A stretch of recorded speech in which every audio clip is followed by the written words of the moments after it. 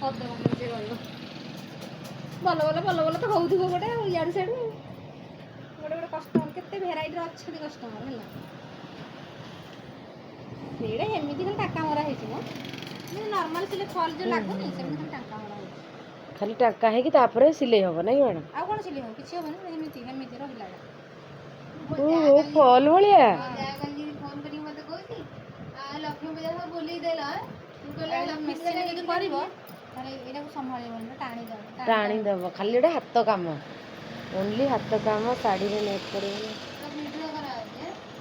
ଏଇଟା ଗୋଟେ ଭଲ ଜିନିଷଟା ଆଜି ମ୍ୟାଡ଼ାମ୍ କରୁଛନ୍ତି, ଶିଖିବ ନା ଆଉ ଆଗ୍ରହ ଦେଖେଇବ ସବୁ ଜିନିଷ ଜାଣିବ କି ନା। ଇଏ ମୋରି ସାଙ୍ଗେ ଖାଲି ଲାଗୁଛି ସବୁବେଳେ ଦିନ ରାତି। ଏ ମିଲିକୁ ଡାକିବି ରହିଥା ଏଠି ଗୋଟେ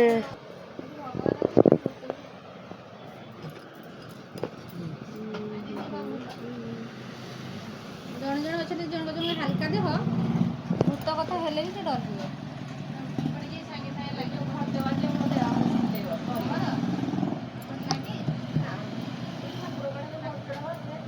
ମୋଡ଼ି ମାଡ଼ି ସାଇଜ୍ କରି ଲଗେଇଦେବ, ସିଲେଇ କରିଦେବ। ଏଇତକ କଲେ 150 ଟଙ୍କା। ବଡ଼ ଟିକେ ଆଞ୍ଚଲ ହେଲେ 200 ଟଙ୍କା ହେଲା। କିନ୍ତୁ ନେଟ୍ଟା କେତେ ଟଙ୍କା ଆସିବ ତାହେଲେ 30 ଟଙ୍କା। ହଁ ହଉ, ଏଇଟା ଆପଣଙ୍କ ପରିଶ୍ରମଟା ଉପରେ ନିର୍ଭର କରେ ଆଉ।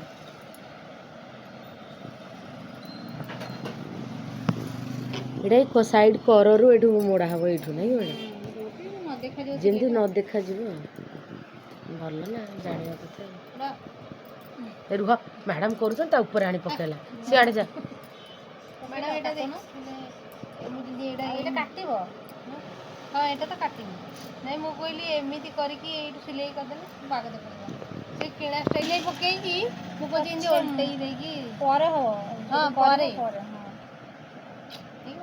କିନ୍ତୁ କରିବ ଯଦି ଦିଟା ସିଲେଇ। ହଁ ଦିଟା, ଏପଟେ ଗୋଟେ ପଡ଼ିବ ଏପଟେ। ନାଇଁ ଏଠି ପକେଇବନି, ଏଠି ଗୋଟେ ରହିବ, ୟା ସାଇଡ଼୍ରେ ଗୋଟେ ରହିବ, ନହେଲେ ଭଲ ଲାଗିବ। ଏପଟେ ପକେଇବିନି, ଏଠି ପଡ଼ିଲେ ଭଲ ଲାଗିବ, ସୁନ୍ଦର ଲାଗିବ। ମୋର କେମିତି ହବ?